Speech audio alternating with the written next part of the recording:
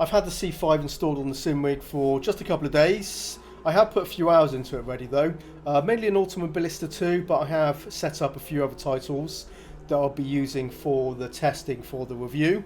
So do understand this is really just early impressions out of the box. What it's like to use as a new user essentially, right? So don't expect too much from my impressions here, but I can give you some information of what it's like so far. But understand a very small test sample, and we do need to test it more extensively before I would give you a verdict of what it's like. But so far, I will say so good. The force feedback detail that's coming through the wheelbase is actually very good.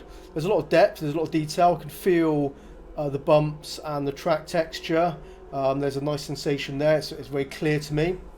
The weight of the wheel when I'm turning into corners, there's a good progressive build-up, and it's strong. It's stronger than you might expect from a wheel which is rated at only 5 Newton meters. Now I think Cammus have underrated it a little bit, because the 5 Newton meters is the constant torque rating, not the peak torque rating.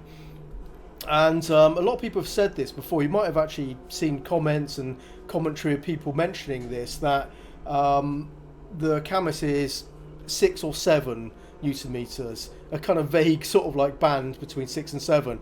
And so it's kind of hard to get a proper measure of that.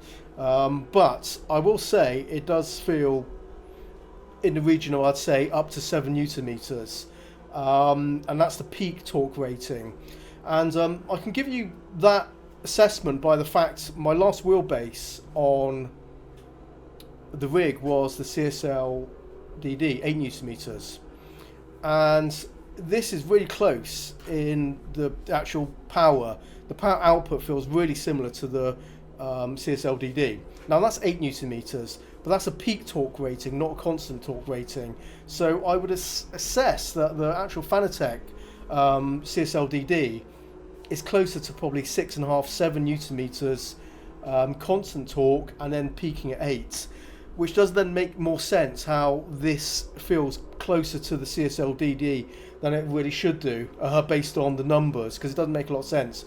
5 to 8 Newton meters is actually quite a big gap, so this shouldn't feel as powerful as the CSL DD in any way whatsoever, but it does feel quite close to it. And that's the first thing I was actually quite surprised about, and I wasn't too sure if those claims about the power output of this was true, because obviously some people might have it might have been information passed along and people just regurgitating it and repeating it.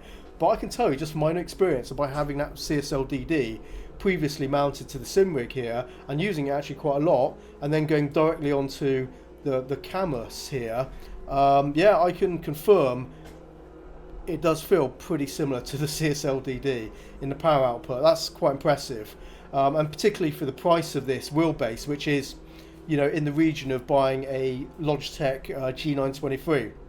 For the price, this is looking pretty impressive so far. I have to say,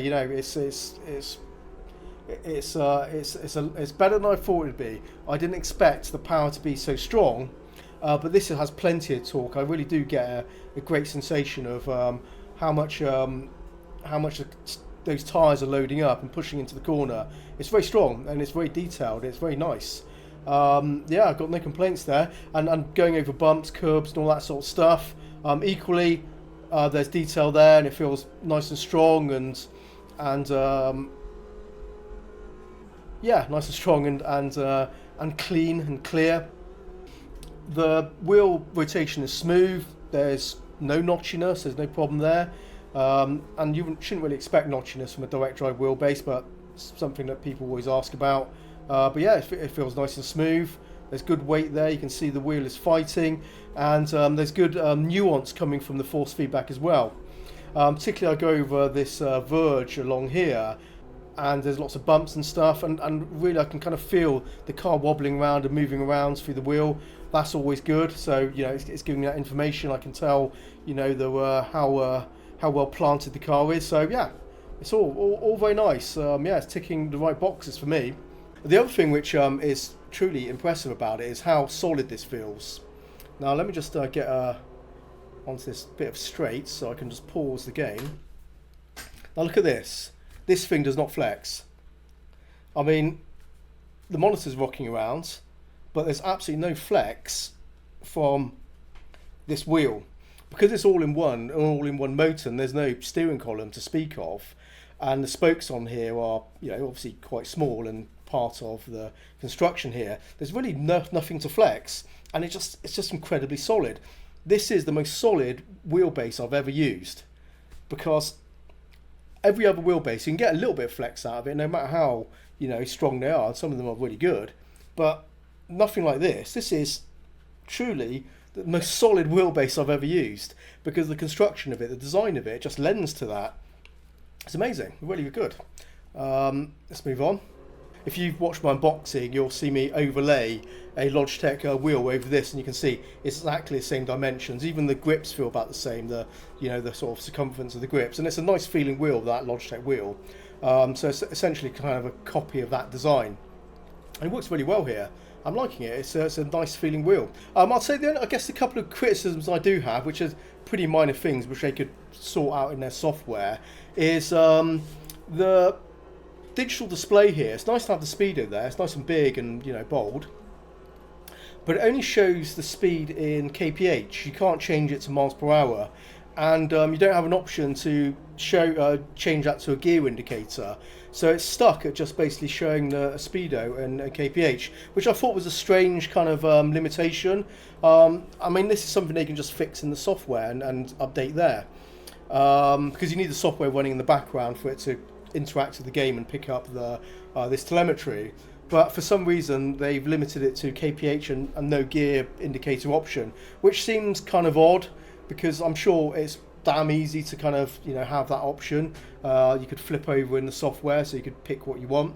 I always like miles per hour. You can see my speedo here is miles per hour, and that's kph. So I'm old school, so I always prefer miles per hour.